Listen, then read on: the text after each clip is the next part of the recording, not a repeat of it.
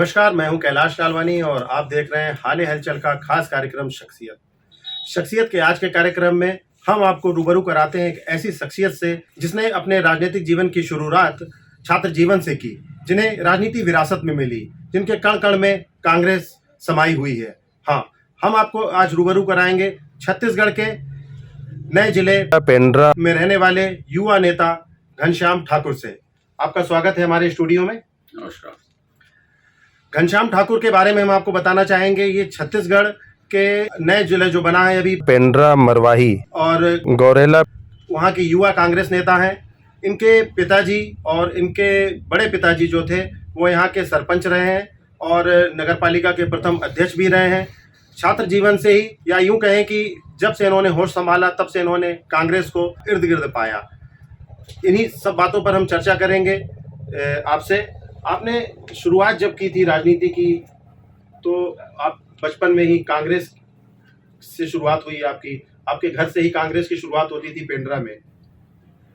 तो आप जब बड़े हुए तो आप भी उसी विचारधारा पे निकले। आपने कभी नहीं सोचा कि भारतीय जनता पार्टी या किसी अन्य दल में, क्या कांग्रेस है और क्या भाजपा, इन दोनों में फर्क क्या मानते हैं आप? सर्वप्रथम तो मैं आपके इस चैनल को बधाई दूंगा और शुक्रगुजार हूँ आपका कि आपने अपने शख्सियत कार्यक्रम में मुझे एक हिस्सा बनाया। मैं अपनी जीवन और परिचर्चा के दौरान में बताना चाहूँगा कि मेरा मूल, आपने जो कहा कि इस गौरेला शहर में कांग्रेस अगर चालू होती है तो मेरे घर की चौखट से ये कोई अतिशयोक्ति नहीं है। और निश्चित रूप से मेरे बड़े पिताजी, मेरे दादाजी इस गौरेला के प्रथम ग्राम पंचायत सरपंच थे और लगातार वो सरपंच निर्वाचित होते रहे, चुनाव के माध्यम से जीतते रहे। और इसके बाद सन 83 में जब नगर पालिका गौरेला बनी तब उसके पहले चेयरमैन भी बने और अब उन्होंने अपने जीवन पर्यंत में केवल समाज सेवा और राजनीति को केवल समाज सेवा का माध्यम चुना और कांग्रेस ही की विचारधारा में ही अंतिम सांस तक रहे। मैंने बचपन से ही अपने घर के दरवाजे पर बड़े मंत्री, मिनिस्टर, उस जमाने में अविभाजित मध्य प्रदेश के कैबिनेट मिनिस्टर रहे स्वर्गीय श्री मथुरा प्रसाद दुबे जी, हमारे राज्यसभा सांसद स्वर्गीय श्री अजीत जोगी जी जो कि छत्तीसगढ़ के मुख्यमंत्री प्रथम हुए, और doctor Bhanwar Singh Porte cabinet minister भी रहे। ऐसे बड़े नामचीन लोगों को मैंने अपने घर में बचपने में देखा, उनका सानिध्य पाया और घर में ही कांग्रेस के राजनीति का ककहरा मुझे घर से ही मिला और ये विरासत में ही मुझे कांग्रेस की राजनीति मिली। और मूल आपने जो पूछा प्रश्न कि भारतीय जनता पार्टी और कांग्रेस के में आप क्या अंतर समझते हैं, तो मैं सबसे पहली चीज आपको ये बताता हूं कि मैं किसी एक विचारधारा में बनकर रहने वाला व्यक्ति और किसी एक कुंठित मानसिकता में बनकर रहने वाला व्यक्ति नहीं हूं। जिस प्रकार से भारतीय जनता पार्टी धर्म की राजनीति, जात पात की राजनीति और छोटे बड़े की राजनीति करती है, उस राजनीति से कहीं हटकर मैंने पाया, जब परिवार का मैंने देखा कि कांग्रेस में सेवा भाव करते हुए कांग्रेस में आगे बढ़ रहा हूं, पढ़ता लिखता गया तो मुझे जाति पाति, धर्म और ऊंच नीच का भी भेदभाव समझ में आया। तो निश्चित रूप से मेरा पूर्णतः झुकाव अपनी कांग्रेस पार्टी से हुआ और आज भी मेरा जीवन कांग्रेस पार्टी में समर्पित है। भारतीय जनता पार्टी में आपके यहाँ के कई नेता थे, जोगी जी की बात भी करते हैं तो स्वर्गीय जोगी जी जो थे तो लास्ट में उन्होंने कांग्रेस को छोड़ दिया, उन्होंने अपनी एक पार्टी बना ली।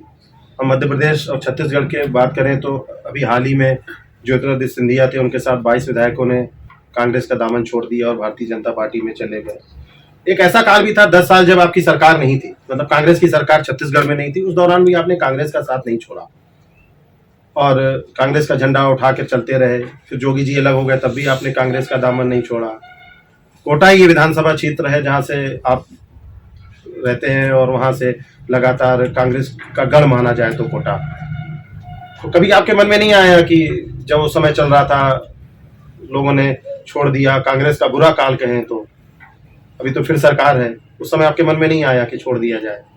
निश्चित रूप से कैलाश जी, मैं आपको बताना चाहूंगा कि 15 साल भारतीय जनता पार्टी का शासन, हम लोगों ने हर प्रकार के मोर्चे, धरना, आंदोलन, हड़ताल, यहां तक कि जेल तक गए।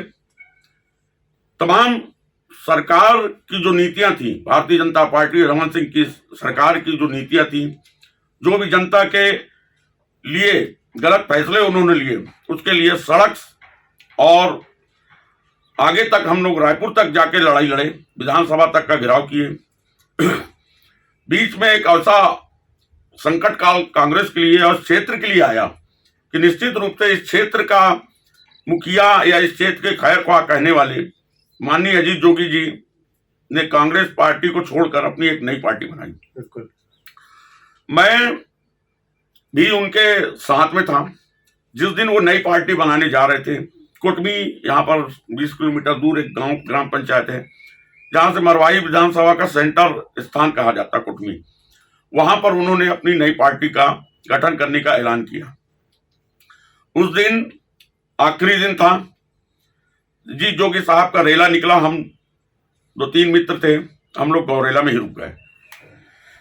ये जानकारी माननीय जी जोगी साहब को जब लगी कि मैं उनके साथ नहीं गया हूं, तो उन्होंने अपनी पत्नी, जो कि उस समय विधायक थी यहाँ, आप उनके विधायक प्रतिनिधि भी थे? उनके विधायक प्रतिनिधि भी था। उन्होंने मुझे रेस्ट हाउस बुलाया। उन्होंने मुझसे पूछा कि साहब मीन्स अजीत जोगी का कहना यह है कि आप उनके साथ में क्यों नहीं जाना चाहते। तो मैंने मैडम को कहा कि मैडम, मैं साहब को ही बताऊंगा कि मैं उनके साथ क्यों नहीं जाना चाहूंगा। तो उनके साथ में मेरी एक मीटिंग फिक्स हुई। रायपुर उन्होंने मुझे बुलाया, मैं रायपुर गया। 45 मिनट का समय उन्होंने अपने सागौन बंगले में दिया, अकेले मैं और अजीत जोगी साहब। उन्होंने मुझसे पूछा कि आप कांग्रेस के हमारे साथ में क्यों नहीं हो। तो मैंने एक लाइन कही कि माननीय, चूंकि क्या हम लोग अपने यहाँ स्थानीय संबोधन में उनको चाचा जी कहते थे, वो हमारे पिताजी लोग के साथ में पढ़े हुए थे। मैंने कहा कि चाचा जी, जिस परिवार में पैदा हुआ, मैंने आंख खोली कांग्रेस के तिरंगे झंडे में। मेरे को नाम, प्रसिद्धि और भी जो चीज है मुझे कांग्रेस से ही मिला, और संभवतः आपको भी वही चीज मिली है। आप बहुत बड़े लीडरशिप आपको कांग्रेस ने स्थापित की। तो आपका उद्देश्य क्या है मुझे नहीं मालूम, लेकिन मेरा उद्देश्य यह है कि मैं इस पार्टी की सेवा करता रहूंगा। वो दिन था और आज का दिन है। 3 बार अजीत जोगी साहब का, यहां तक कि मैं आपको एक घटना बताता हूं कि मरवाही विधानसभा का जब आम चुनाव हो रहा था, उस समय हमारे यहाँ के प्रत्याशी कांग्रेस के खड़े हुए थे। उनका कार्यालय का संचालन मैं ही कर रहा था, मरवाही का। माननीय अजीत जोगी साहब ने अपनी तरफ से एक बंदे को भेजा समझाने के लिए या कुछ बात करने के लिए। वो टेलीफोन से मुझसे बात करता है। मैंने उससे साफ नहीं किया हुआ, बंदा आया था दिल्ली से, बहुत नामी ग्रामी आदमी है, मैं सार्वजनिक रूप से नाम नहीं लूंगा। उसने मुझसे फोन में बात की कि मैं आपसे मिलना चाहता हूं।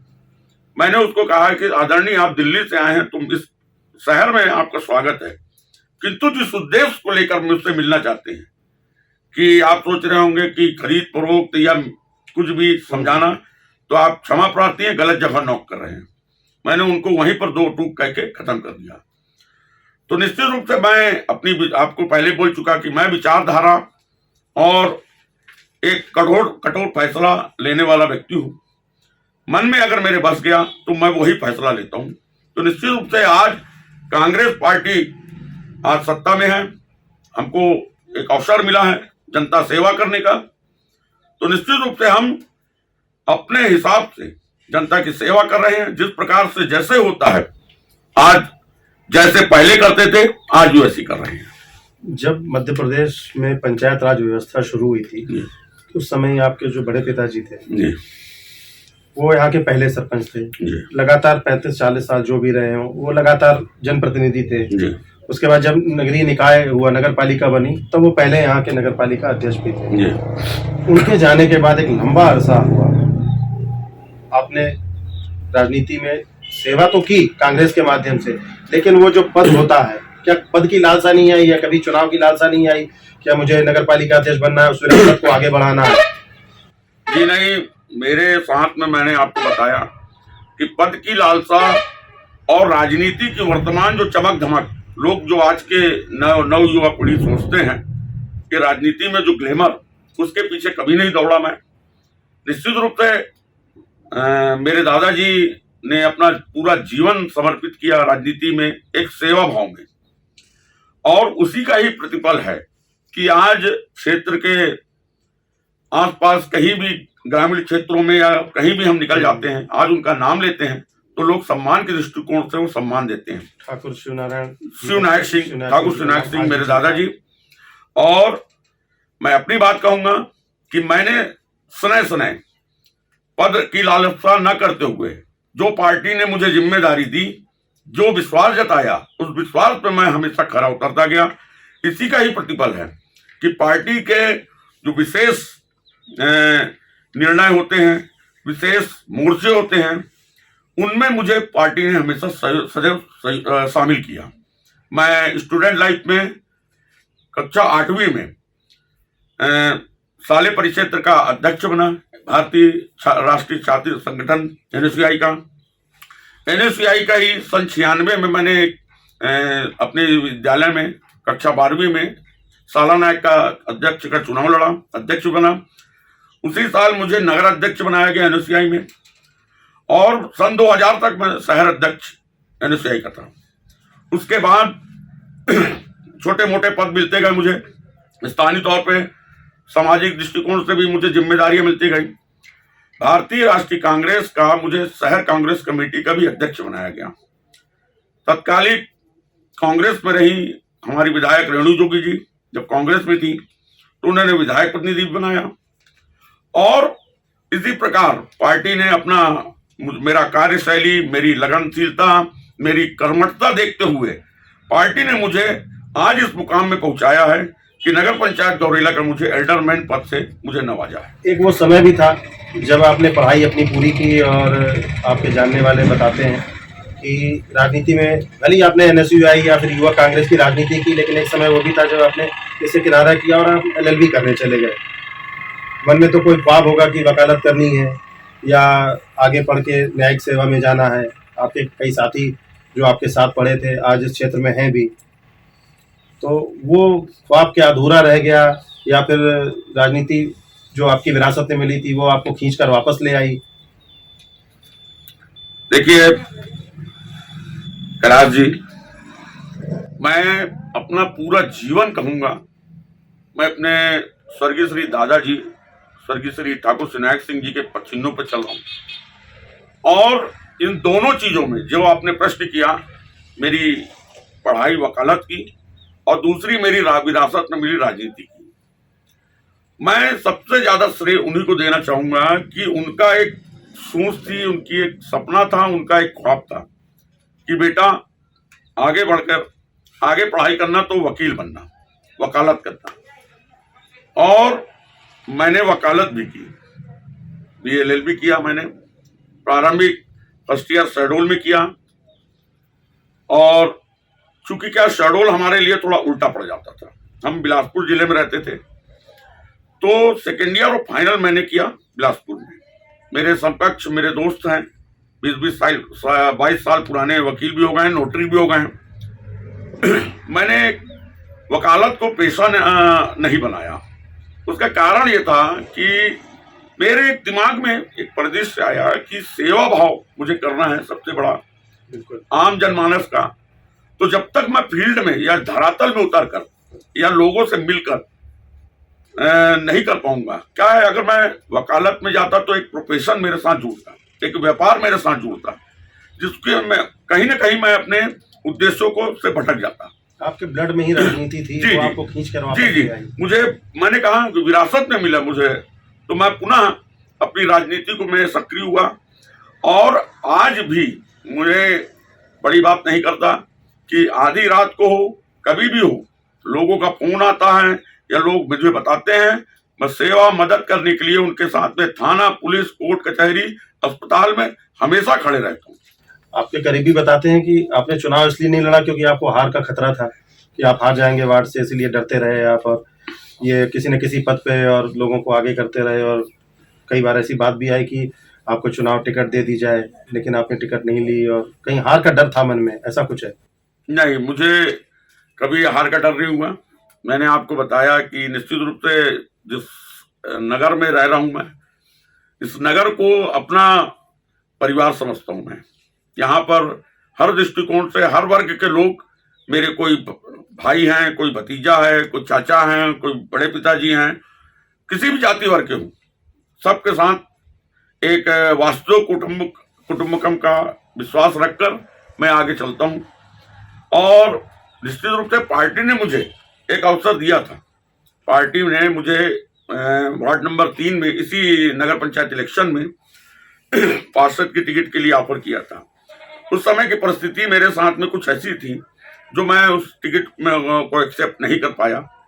मेरे शीर्ष नेतृत्व ने मुझे इस बात को कहा कि आप चुनाव लड़िए, तो मैं अपनी पारिवारिक कुछ परेशानियां थी मेरे साथ में, जिसके कारण मैं इस व्यवस्था में शामिल नहीं हो पाया। मैंने उनके सामने हाथ जोड़ा और मना किया कि मेरे से भी काबिल लोग इस टिकट के काबिल हार का डर नहीं था?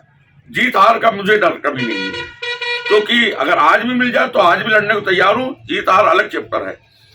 मुझे वर्तमान की परिस्थिति और मेरे से काबिल लोग थे तो जिनको मैंने आगे बढ़ाया, जिनको आगे मैंने प्रोत्साहित किया। निश्चित रूप से मैं एक पार्टी को अपना परिवार मानता हूं और उस परिवार को संगठित रखने के लिए, इसको मजबूत बनाने के लिए मैं सोचता हूं कि जिस प्रकार से हर एक मुखिया सोचता है या हर एक सदस्य सोचता है कि मैं अपने परिवार को कैसे मजबूत करूं, उसके लिए हर कुछ करता है, उसी प्रकार मैंने वो कर्म किया। कांग्रेस की राजनीति के साथ आप ठेकेदारी भी करते हैं जी, और लोगों का कहना है, भारतीय जनता पार्टी वाले भी आरोप लगाते हैं, आपके पार्टी के लोग भी कहते हैं कि आप केवल राजनीति उतनी ही करते हैं जिससे मेरी ठेकेदारी चलती रहे।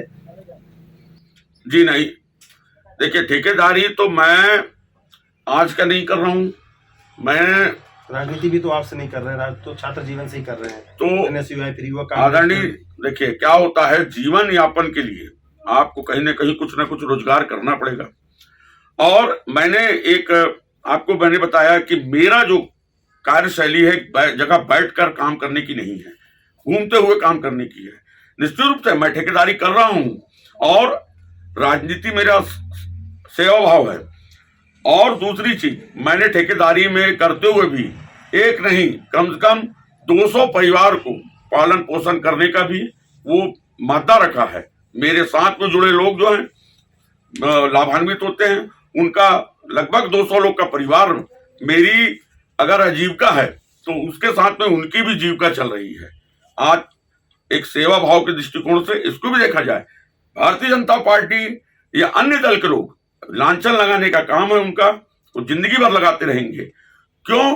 क्योंकि आदमी को सफल व्यक्ति या फिर नाम वाला व्यक्ति हमेशा खटकता रहता है। चलिए, आप बात पे करते हैं कि अब तो जिला बन गया है आपका। काफी लंबे समय से मांग थी आपकी जोगी जी ने पूरी नहीं की, रमन सिंह जी ने पूरी नहीं की। अब भूपेश बघेल जी ने आप लोगों की मांग पूरी कर दी और पेंड्रा, गौरेला और मरवाही को मिलाकर एक जिला बना दिया गया। आप पहले ब्लॉक की राजनीति करते थे, अब जिले के नेता कहलाते हैं। नगर पालिका भी बन गई है। अब आपके मन में कहीं ना कहीं एक नेता के मन में सपना तो रहता है कि नगर पालिका अध्यक्ष की कुर्सी दिखती है कि मैं इस पे बैठ जाऊं, सिग्नेचर पावर होना चाहिए, 4 लोग अब मेरे आमने सामने घूमे। नेता का अब विधायक नहीं बन सकते, सांसद नहीं बन सकते, उसमें अभी दूरी है। तो एक नगर पालिका अध्यक्ष बनने का, प्रथम व्यक्ति बनने का ख्वाब तो आपके मन में भी होगा। देखिए कैलाश जी, पद की लोलुपता नहीं है। जनता सेवा करना, एक समाज सेवा करना और परिवार की सेवा करना, ये मेरा मूल कर्तव्य है।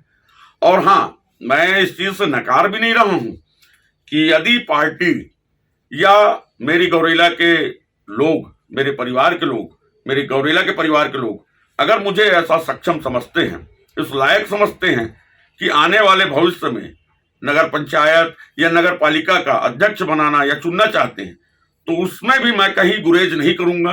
निश्चित रूप से सहर्ष जो फैसला लोगों का होगा और जो मेरी पार्टी के शीर्ष नेतृत्व का होगा, उसको मैं स्वीकार आपके करूंगा। मन में इच्छा है, मतलब मेरे मन में इच्छा यही है कि मैं किस प्रकार से लोगों की और सेवा कर सकूं। निश्चित रूप से अगर मान लो नगर पालिका अध्यक्ष या नगर पंचायत अध्यक्ष बन चुका तो उस व्यवस्था में और 4 चांद लगा दूंगा। तो एक मेरी सोच है, बाकी ऐसी कोई पद की लालसा मुझे न पहले रही और न आगे है। ठाकुर शिव नायक सिंह जी, आपके जो दादाजी थे, वो नगर पालिका के पहले अध्यक्ष थे जी। उन्होंने काफी कुछ काम किए जो आज भी लोगों के जहन में है, यहाँ पर दिमाग में है कि उनके द्वारा ये काम किए गए। जी। उसके बाद कांग्रेस की सरकार आई, भाजपा की सरकार आई और फिर कांग्रेस की सरकार है। तो कहीं ना कहीं हर व्यक्ति के और खासकर नेता के मन में एक ड्रीम रहता है स्मार्ट सिटी का, नगर को स्वच्छ बनाने का। आपको क्या लगता है कि क्या कमियां रह गई जो पुराने नगर पालिका के अध्यक्ष नहीं कर पाए और आपको मौका मिलेगा तो आप करेंगे? हमारे यहाँ आज गौरेला में जो भी पानी निकासी और पेयजल की सबसे मजबूत व्यवस्था अगर है तो हम तो उस समय पैदा नहीं हुए रहेंगे, हुए भी रहेंगे तो छोटे रहे होंगे। यहाँ के बड़े बुजुर्ग या लोग बताते हैं कि जो भी नाली पानी निस्तारी का जो साधन बना वो हमारे दादाजी की देन है, और आज भी पेयजल पाइपलाइन जो पड़ा है वो मेरे दादाजी के जमाने का। उन्होंने शहर को एक बहुत ही सुंदर तरीके से बसाने का और एक मॉडल टाउन स्थापित करने का सपना देखा था। उनके सपने अधूरे रह गए। मैं आज भी नगर पंचायत में एल्डरमैन हूँ। अपनी क्षमता अनुरूप मेरे भी कुछ ख्वाब हैं, उनके भी जो सपने हैं उसको बसाने के लिए, उसको करने के लिए मैं निश्चित रूप से तत्पर हूँ। और निश्चित रूप से मैं कहना चाहिए कि सबसे पहली चीज हमारा शहर जो है, हमारा नगर जो है, आज जिले के प्रथम पायदान पे खड़ा हुआ है। तो शहर की बसाहट और पुराना शहर जो है उसको अलग करते हुए और पुराने शहर को डिस्टर्ब न करते हुए उसका मूल स्वरूप बना रहे, उसको वहीं पर यातायात का सुगम साधन रहे, लोगों को पेयजल, विद्युत व्यवस्था और एक अच्छा आवागमन का यातायात साधन मिले। इस ओर में मुझे काम करना है और मैं निश्चित रूप से आगे भी इस काम को करते रहूंगा। क्या क्या करेंगे? कुछ तो आपने सोचा होगा कि क्या कमियां हैं अभी शहर में। अच्छा बस स्टैंड होना चाहिए, अच्छा पार्क होना चाहिए और पानी की व्यवस्था होनी चाहिए। मूल चीज जो स्ट्रीट लाइट हो गई और ऐसी कई चीजें रहती हैं। शहर को डेवलप करने में आप बिलासपुर जाते होंगे, रायपुर जाते हैं तो वहाँ देखते हैं कि शहर अच्छा डेवलप हो चुका है छत्तीसगढ़ अलग बनने के बाद। पेंड्रा में क्या क्या कमियां हैं जो नहीं कर पाए? मुख्य चीजें क्या रहेंगी? आप मान लीजिए आपको टिकट मिलती है तो मैनिफेस्टो आपका क्या रहेगा? देखिए, मैनिफेस्टो की तो बहुत दूर की बात है, एक सपना है। और निश्चित रूप से मैं वर्तमान जो नगर पंचायत अध्यक्ष हैं या आने वाले अध्यक्ष हैं उनके साथ में मिलकर कभी छोटे छोटे सुझाव देता रहता हूं और मिलकर काम रचनात्मक कार्य करने की मेरी ख्वाहिश रहती है। जिस प्रकार से अभी शहर के अंदर में कचरे का जो निदानीकरण हो रहा है वो हमारी सरकार ने, छत्तीसगढ़ सरकार ने एक अंबिकापुर मॉडल को स्थापित किया है, जिसमें कि घर घर जाकर कचरा वाली दीदी सुबह जाती हैं सीटी बजाकर और गाड़ियों के गाने और स्लोगन के माध्यम से कचरा एकत्रित करते हैं। उसका एक अच्छा व्यवस्थित किया है। एक मेरी सोच है कि वो रिक्शा गाड़ियों को जहां पर कूड़ा कचरा फेंका जाता है वहां पर एक जगह में उस रिक्शा गाड़ी को खड़ी कर दी जाए। दिन भर हम जो अपने घर का कचरा निकालते हैं उसको उसमें एकत्र किया जाए और सुबह जो है अर्ली मॉर्निंग वो कचरा वाली दीदी साइकिल जो लेके घर घर जाती है वो घर घर में जाके उस रिक्शे को ले जाके वहां पर डंप करे और लाके फिर खड़ा करे। एक दूसरी विचारधारा ये है मेरी कि हमारे यहाँ महान विभूतियां, आपको जानकारी देना चाहूंगा कि प्रथम राष्ट्रपति श्रद्धेय श्री राजेंद्र प्रसाद जी ने पेंड्रा रोड रेलवे स्टेशन का उद्घाटन किया था। आज कमानिया का जिसको कहते हैं वो है राजेंद्र द्वार। उनके आने की खुशी में वो द्वार बना था। मेरी इच्छा है कि उनके नाम से एक प्रतिमा स्थापित हो।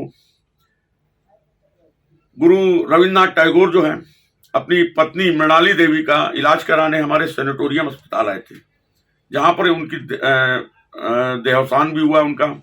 यहाँ पर टीबी का सबसे बड़ा हॉस्पिटल हुआ करता था, उनको टीबी हो गई थी। तो मैं चाहूंगा कि गुरु रविन्द्रनाथ टैगोर साहब की भी एक प्रतिमा यहाँ पर स्थापित करवाऊं। और इस प्रकार से निश्चित रूप से शहर बढ़ रहा है। विद्युत व्यवस्था अभी जो कहनी चाहिए कि शहर के जो किनारे के इलाके हैं उन क्षेत्रों में विद्युत प्रकाश की व्यवस्था और समुचित होनी चाहिए। ये मेरा सपना है कि विद्युत प्रकाश की व्यवस्था हो। पेयजल की व्यवस्था में सरकार भी लगी हुई है और इसको और बृहद करके इसको घर घर पहुंचाने का प्रयास किया जाए। ये भी मेरा सपना रहेगा। और मूलभूत शहर को किस प्रकार से अच्छा संवारा जाए, तो मैंने पहले बताया कि आवागमन हम शहर को, पुराने शहर को डिस्टर्ब नहीं करेंगे। उसी शहर को हम व्यवस्थित करके बढ़िया रोड, सड़क, बिजली, पानी करके और आगे काम करेंगे। तो ये थे हमारे बीच घनश्याम ठाकुर पप्पू भैया गौरेला से। और हम चाहेंगे कि आपने जो सपने सजोए हैं शहर के विकास के लिए, कांग्रेस के माध्यम से सेवा का अवसर, सेवा के माध्यम से जो जनसेवा का आपने सपना सजोया है, आपके दादाजी की जो विरासत है सेवा भाव वाली, उसको आप आगे लेके जाएं। हमारी शुभकामनाएं हैं आपके साथ। आप निरंतर विकास करें और आगे बढ़ें। तो इसी शब्दों के साथ हम आज के कार्यक्रम को यहीं विराम देते हैं। अगले सप्ताह फिर नई शख्सियत के साथ आपके समक्ष उपस्थित होंगे। तब तक के लिए इजाजत दीजिए। नमस्कार। नमस्कार। अपने क्षेत्र व आसपास की खबरों के साथ हमसे जुड़ने के लिए आप हमें 8818814739 एवं 7223978461 पर कॉल या व्हाट्सएप पर मैसेज कर सकते हैं। YouTube पर हमें देखने के लिए फिलहाल हाल हलचल को सब्सक्राइब करने के साथ वीडियो को लाइक करें और कमेंट्स बॉक्स में अपनी राय जरूर दें। हमें आपके सुझाव व आपसे मिलने वाली खबरों का इंतजार रहेगा।